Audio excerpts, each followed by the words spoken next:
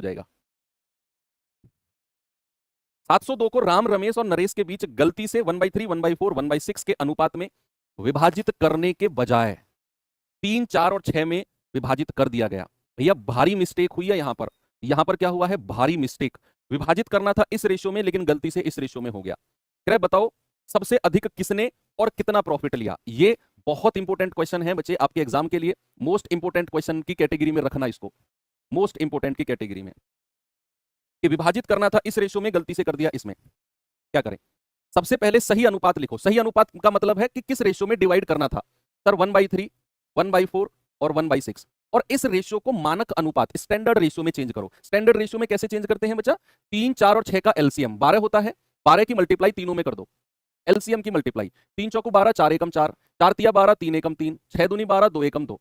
ये अनुपात है सही वाला, यानी कि 702 रुपए को इस रेशियो में बांटना था 432 में, लेकिन गलती हो गई। क्या हो गई बच्चा, गलती हो गई। और गलती से किस रेशियो में बांट दिया, 346 में। भाई मिस्टेक तो हुई है, लेकिन क्या गलती से धनराशि बढ़ गई। 702 रुपए मेरी जेब में थे, मैंने इस रेशियो में बांटना था और गलती से मैंने दूसरे अनुपात में बांट दिया। क्या इस गलती में मेरे पास जो 702 रुपए थे, क्या वो बढ़ के 1000 हो गए, 2000 हो गए, या फिर वो घट के 500 या 400 रह गए। नहीं, आप समझो मैं क्या कहना चाह रहा हूं कि भाई साहब मुझे जिस अनुपात में बांटना था मैं नहीं बांट पाया उसमें, मैंने दूसरे अनुपात में बांट दिया। लेकिन कभी टोटल वैल्यू अलग थोड़ी हो गई इससे। भाई मान लो मुझे 2 लोगों में 1000 रुपए बांटने हैं, मैं एक को 200 रुपए देता हूं, एक को 800 देता हूं, टोटल 1000 रुपए मैं दोनों से वापस छीन लेता हूं। मैं एक को देता हूं 600, एक को देता हूं 400। दोनों केस में अनुपात अलग हो गया। फिर 600 और 400 को भी छीन के वापस रख लेता हूं, कहूंगा भैया मैं तो मजाक कर रहा था, बच्चों को सवाल समझा रहा था, और अपने घर निकल जाऊंगा, उनको देके थोड़ी जाऊंगा 1000 रुपए। समझो मैंने क्या बोला कि टोटल वैल्यू कभी भी चेंज नहीं होती है। मैं किसी भी रेशियो में बांट लूं तो यहां पर टोटल वैल्यू कितनी है, 4, 3, 7, 2, 9।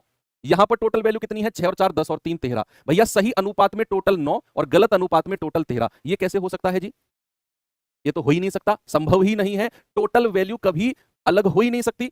अनुपात अलग है मैं मानता हूं, लेकिन इसका मतलब ये थोड़ी है कि टोटल वैल्यू अलग हो जाएगी, नहीं हो सकती। तो टोटल वैल्यू को बराबर करो। तो आप क्या करो, ये 13 की गुणा ऊपर कर दो और ये वाले 9 की गुणा नीचे कर दो। तो 13 निम्मा 117, 13 निम्मा 117, टोटल वैल्यू बराबर हो गई ना। और यही हमें करना था। अब क्या करो, यहां 13 की गुणा तीनों में हो जाएगी, तीनों में, और यहां भी, यहां 9 की गुणा तीनों में हो जाएगी। ये सवाल करने का सबसे आसान तरीका बता रहा हूं आपको मैं। पैसा कितना बटना है, 702, तो टोटल कितना है, 13 निम्मा 117, 13 निम्मा 117, दोनों जगह बराबर है। तो टोटल 117 यूनिट की वैल्यू कितनी है, 702। एक यूनिट की वैल्यू कितनी है, पूरा 6 बार कटेगा, 17 छिक्के 102, पूरा 6 बार। आपसे उसने क्या बोला कि भैया सबसे ज्यादा किसने और कितना पैसा लिया। बस यहां देख लो, ये 26, ये 39, ये 13 चौके 52, ये कितना 27, ये 36 और ये 54। आप देख लो इसे 52 से 27 मिला, भैया इसका तो कम हो गया पैसा, इसका पैसा तो कम हो गया। इसको चेक करेंगे, 39 से 36, इसका भी कम हो गया। उसने कहा ज्यादा किसको मिला, तो तीसरा बंदा बचा है 26 से 54, कितना एक्स्ट्रा मिला है उसको, 28, 28 एक्स्ट्रा मिला है उसको। तो एक यूनिट की वैल्यू 6, तो 28 यूनिट, 28 कहां से आया, 54 में से 26 माइनस कर दिया, 28 यूनिट एक्स्ट्रा मिले हैं। तो 28 यूनिट की वैल्यू आएगी 28 छिक्के 168, 168 ज्यादा मिला है। और तीसरे वाले बंदे को, राम, रमेश और नरेश, किसको, नरेश को।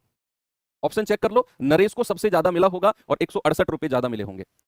हालांकि इतना करने की भी जरूरत